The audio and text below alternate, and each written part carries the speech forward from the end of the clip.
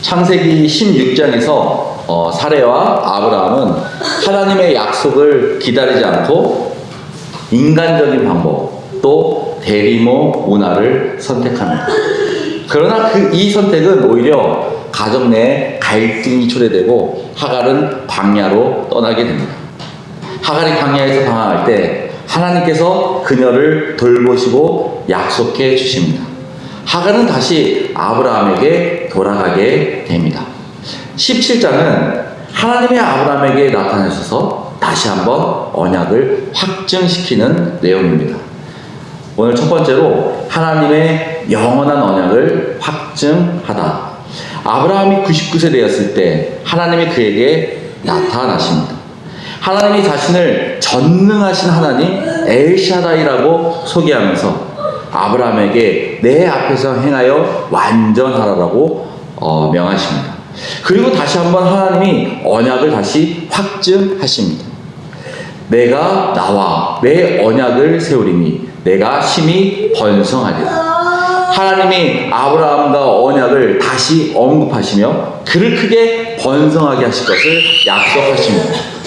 내가 내 언약을 나와 너 및 내 대대 후손 사이에 세워서 영원한 언약이 되게 하며 너와 내 후손의 하나님이 되리라. 이 언약은 일시적인 것이 아니라 영원한 언약임을 우리가 볼 수 있습니다.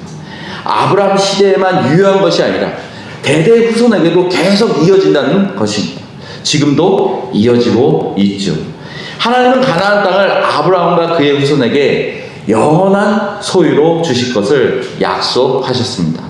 아브라함의 영원한 언약처럼 우리에게도 영원한 언약 무엇이 있나요?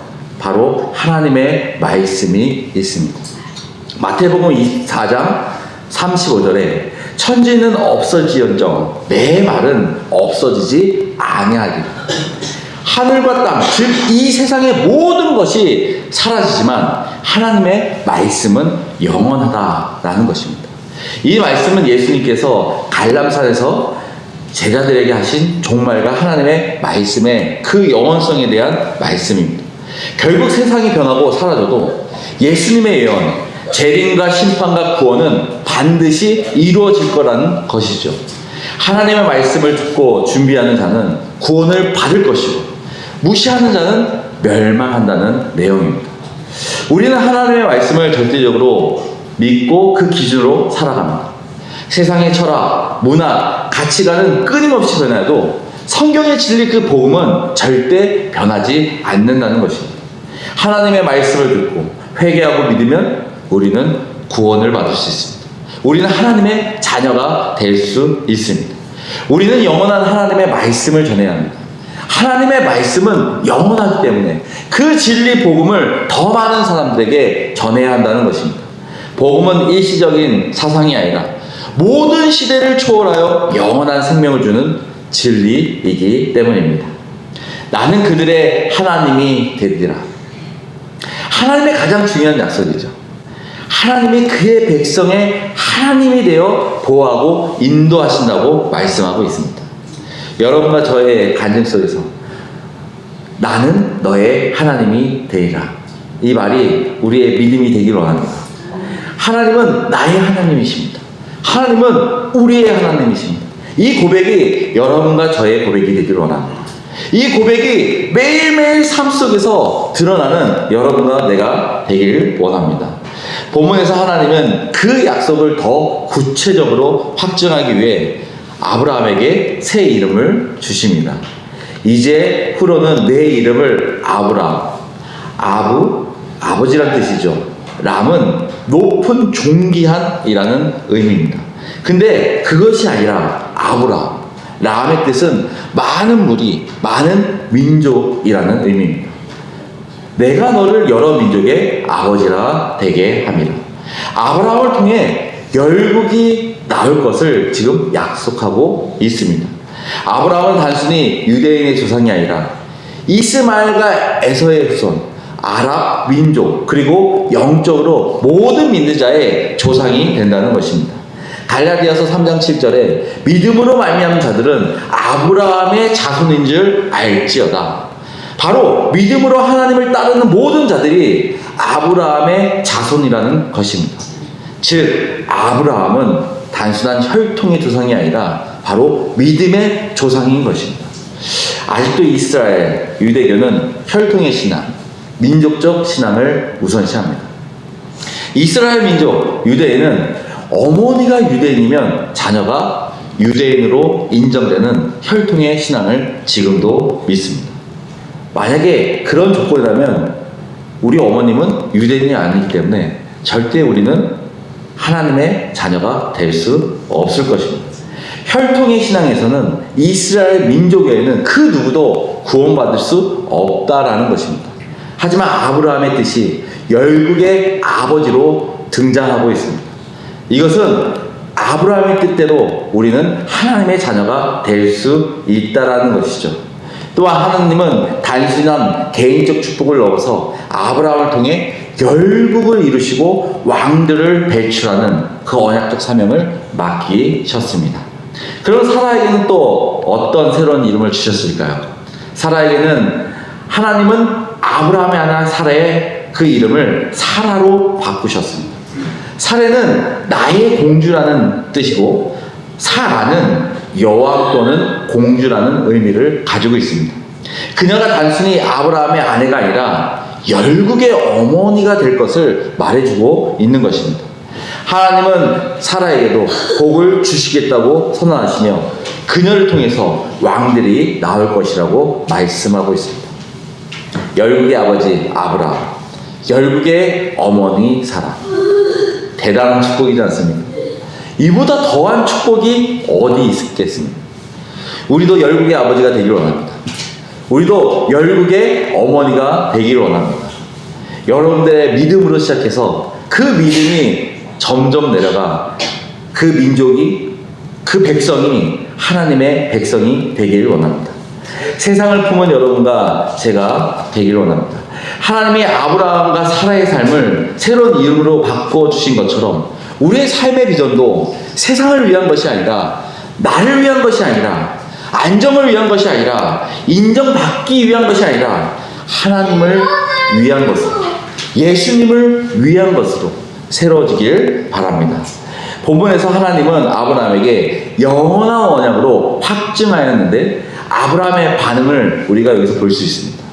아브라함은 하나님의 약속보다 제가 생각했을 때는 세상적인 현실을 더 바라본 것 같습니다. 현실을 더 믿은 것이죠. 왜냐하면 아브라함은 하나님 앞에 엎드렸지만 어떻게 했죠? 웃음으로 마음속으로 의문을 가졌다고 말씀하고 있습니다. 왜 그렇습니까? 자신의 나이가 100세이고 사라는 이미 90세였어요. 아이를 낳을 수 없는 상황이었죠. 세상적으로 절대 아이를 낳을 수 없는 상황이었습니다. 그런데 하나님의 약속보다 아브라함이 현실적인 자신의 모습을 보았다는 게 더 여기 안에 문제가 있습니다. 그리고 그는 오히려 하나님께 이스마엘, 하갈의 아들이 축복받기를 요청합니다. 현실적이죠. 실제 가능한 일이죠. 하지만 하나님은 어떻게 하십니까? 아브라함의 생각을 정정하시고 이스마엘이 아닌 사라의 아들이 언약의 상속자가 될 것을 다시 말씀하십니다. 그리고 그 아들의 이삭을 웃음으로 정하였다고 말씀하십니다. 이삭의 뜻이 뭐라고요? 웃음. 하나님의 인간의 불가능한 상황 속에서 약속을 이루시는 분이십니다. 하나님의 언약은 인간의 계획이 아니라 하나님의 주권적인 선택에 따라 성취되는 것이라는 것입니다. 우리가 하나님의 언약을 믿을 때 세상 것이 아닌 하나님을 신뢰할 때 아브라함에게 이삭, 그 웃음을 주신 것처럼 우리에게도 기쁨과 평안을 주실 것을 우리가 믿습니다. 두 번째로 언약의 표징으로 할례를 즉시 순종하다입니다. 하나님은 아브라함과 언약을 맺으며 그가 여러 민족의 아버지가 될 것이라고 약속하셨습니다. 그리고 언약의 표징 할례를 통해 하나님과의 언약을 믿으라고 지키라고 명령하십니다. 9절에 하나님이 또 아브라함에게 이르시되 그런즉 너는 내 언약을 지키고 내 후손도 대대로 지키라. 너는 내 언약을 지키고 아브라함뿐만 아니라 그의 후손들도 대대로 이 언약을 지키라고 말씀하고 있습니다. 이는 일회성 행위가 아니라 영원한 언약으로 지속될 것을 지금 말하고 있는 것입니다. 언약의 표징 할례가 무엇인가요? 11절에 너희는 표비를 베어라. 이것이 나와 너의 사이의 언약의 표징입니다. 너희 중 남자는 다 할례를 받으라. 할례는 모든 남성에게 적용됩니다. 아브라함의 혈통뿐만 아니라 공동체 안에 있는 모든 남성이 그 대상이라는 것입니다. 12절에 너희는 대대로 모든 남자는 집에서 난 자나 또는 너희 자손이 아닌 타 국인에도 돈으로 산 자를 막론하고 난지 여드레 만에 할례를 받을 것이라. 너희 집에서 난 자들이 너희 돈으로 산 자든지 할례를 받아야 하리니 이에 내 언약이 너의 살에 있어 영원한 언약이 되려니와. 너희의 대대로 모든 남자. 이 언약은 아브라함의 개인적인 명령이 아니라 세대에 걸쳐 계속되는 명령임을 우리가 볼 수 있습니다. 그리고 집에서 난 자, 이스라엘 혈통의 자손을 지금 말하고 있죠. 타국인에서의 돈으로 산 자, 당시 가정에서 일하는 종들도 포함하고 있습니다.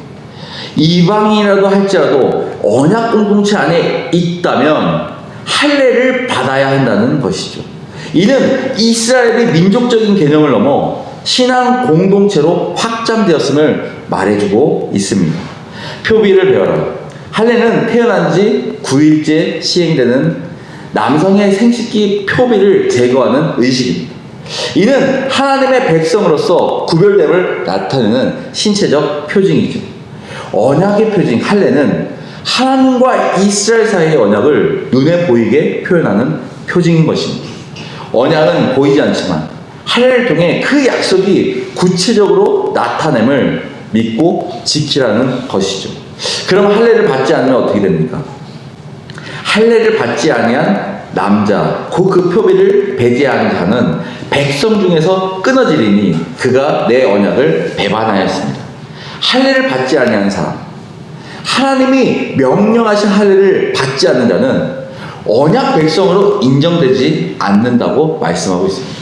백성 중에서 끊어지리니, 끊어진다는 단순히 사회적 배척을 의미하는 것이 아니라 하나님의 심판을 받아 죽음을 맞이할 수도 있다는 것을 말해주고 있는 것입니다. 내 언약을 배반하였습니다. 하나님과 맺은 언약을 지키지 않는 것은 단순한 불순종이 아니라 하나님의 언약 자체를 거부하는 행위라는 것이죠. 그럼 지금 이 시대의 할례는 무엇일까요? 여러분들 무엇이라고 생각하십니까? 로마서 2장 28에서 29절을 보시면 무릇 표면적 유대인이 아니요 표면적 육신의 할례가 아니니라. 오직 이면적 유대인이며 할례는 마음에 할지니 영에 있고 율법 조문에 있지 아니한 것이라. 이 시대는 육체적인 할례보다 더 중요한 것, 바로 마음의 할례를 말씀하고 있습니다. 바울은 외적인 할례보다 내적인 변화, 마음의 변화가 중요하다고 지금 강조하고 있습니다. 마음의 할례는 구체적으로 무엇인가요? 마음의 할례는 죄와 자신의 중심성을 제거하는 것입니다. 신명기 10장 16절에 그러므로 너희는 마음의 할례를 행하고 다시는 목을 곧게 하지 말라. 마음이 하나님께 온전히 순종하고 변화돼야 하는 것입니다. 즉 자기 중심적인 생각과 교만과 죄를 버리고 하나님의 뜻을 따르라는 것입니다. 죄를 제거하기 위해 우리는 죄를 솔직하게 드러내고 숨기려 하지 않는 마음이 있어야 됩니다. 죄를 제거하기 위해서는 우리는 죄의 습관을 끊어야 됩니다. 과감하게 철저하게 그 대책을 세워야 한다는 것입니다. 우리에게 반복적인 죄의 습관이 무엇인가요? 우리에게 하나님의 관계를 해치는 것이 무엇인가요? 술, 음란물, 도박, 오락, 드라마, 연애, 자녀. 죄를 짓는 환경에서 멀어지고 새로운 습관을 가지라고 지금 말씀하고 있는 것입니다. 죄를 제거하기 위해 유혹이 올 때 즉시 피하라고 하나님은 말씀하고 있습니다. 사람의 힘을 구하는 것이 먼저가 아니라 세상의 힘을 구하는 것이 먼저가 아니라 하나님의 도움을 먼저 구하고 피하라는 것입니다. 자기 중심성을 버리기 위해 내 뜻이 아니라 하나님의 뜻을 먼저 따라야 합니다. 저와 여러분의 선택이 내 소리를 듣는 것이 아니라 성령님의 소리를 먼저 듣고 따라야 한다는 것입니다. 자기 중심성을 버리기 위해 우리는 교만을 버리고 겸손하게 하나님만 신뢰하며 나아가야 합니다. 그리고 자기 욕심보다는 하나님 나라에 먼저 소망을 두고 나아가야 한다는 것입니다. 두 번째, 마음의 할례 관련해서 성령에 의한 변화가 있어야 합니다. 골로새서 2장 11절에 또한 그 안에서 너희가 손으로 하지 아니할 할례를 받았으니 곧 육적 몸을 벗는 것이요 그리스도의 할례니라. 예수님을 믿을 때 성령께서 우리의 마음을 새롭게 하셨습니다. 믿으십니까? 새로운 삶을 산다는 것은 성령에 의해 성품이 변화되는 것입니다. 사랑과 인내와 온유함을 가지게 되는 것이죠. 성령에 의한 생각을 바꾸게 하십니다. 말씀을 깨닫고 성령의 소리에 순종하게 합니다. 성령에 의해 죄를 이기게 하십니다. 하나님과 교제하기에 깨끗한 거룩한 삶을 살게 해주신다는 것입니다. 성령에 의해 기도하게 됩니다. 나 자신을 위한 기도보다는 하나님의 뜻을 위하는 기도를 하게 됩니다. 성령님에 의해 행동하게 됩니다. 내가 좋아하는, 내가 즐거워하는 것이 아니라 하나님이 기뻐하시는, 하나님이 좋아하는 삶을 살게 된다는 것입니다. 마음의 할례 세 번째는 침례를 통해 새로운 삶을 살겠다는 선포가 있습니다. 골로새서 2장 12절에 너희가 침례로 그리스도와 함께 장사되어 또 그를 일으키신 하나님의 역사를 믿음으로 말미암아 그 안에서 함께 일으키심을 받았느니라. 구약의 할례가 신약에서는 침례로 연결됨을 우리가 볼 수 있습니다. 침례는 예수님의 죽으심과 부활을 믿고 옛사람을 버리고 새사람으로 변화되는 의식입니다. 침례를 통해 예수님의 보혈로 깨끗해졌음을 인식하고 깨끗하게 살겠다고 선언하는 것이죠. 침례를 통해 예수님의 죽음과 부활에 동참했다고 내가 선언하는 것입니다. 침례를 통해 성령의 거듭남과 인도하심에 함께 하겠다고 선언하는 것입니다. 침례를 통해 그리스도의 몸된 교회의 한 지체가 되겠다고 선언하는 것입니다. 이 시대의 할례는 단순한 외적인 행위가 아니라 내면의 변화와 하나님을 향한 헌신을 말하는 것입니다. 즉 이 시대의 할례는 마음의 할례며 성령을 통해서 변화되는 삶을 사는 것이 진정하게 의미가 있다라는 것입니다. 본문으로 돌아와서 그래서 아브라함은 어떻게 행동합니까? 아브라함은 할례에 대해 하나님이 명령하셨을 때 어떤 행동을 보였냐는 것입니다. 이에 아브라함이 하나님이 자신에게 말씀하신 대로 이 날에 그 아들 이스마엘과 집에서 태어난 모든 자와 돈으로 산 모든 남자를 데려다가 그 표비를 베었더라. 이에 아브라함이 하나님이 자기에게 말씀하신 대로 말씀하신 대로 하나님이 명령하신 할례를 그 즉시 바로 시행했음을 우리가 볼 수 있습니다. 바로 즉각적인 순종이죠. 아브라함은 하나님의 명령을 지체하지 않고 어떤 고민도 하지 않고 어떤 거 따지지도 않고 그날 바로 시행하였다는 것입니다.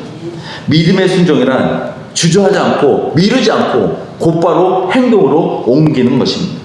혹시 여기 계시는 형제자매님 가운데 하나님이 계속적으로 나에게 말씀하고 있는데 혹시 주저하거나 미루고 있는 분들 있지 않습니까? 자꾸 믿음의 순종이 아니라 세상의 눈으로 판단하고 계산하게 됩니다. 자꾸 하나님이 나에게 하신 명령을 남에게 하신 명령을 돌리고 주저하고 미루게 된다는 것입니다. 하지만 중요한 것은 아브라함은 하나님의 명령하신 대로 주저하지 않고 미루지도 않고 바로 시행했다는 것입니다. 즉각 시행했다는 것이죠.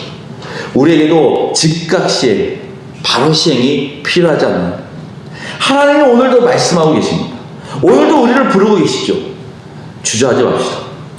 미루지 맙시다. 하나님이 가라 하시면 가고 오라 하면 오는 즉각 시행하는 여러분과 제가 되길 바랍니다. 이 시간 반주에 맞춰서 잠시 기도하기 원합니다.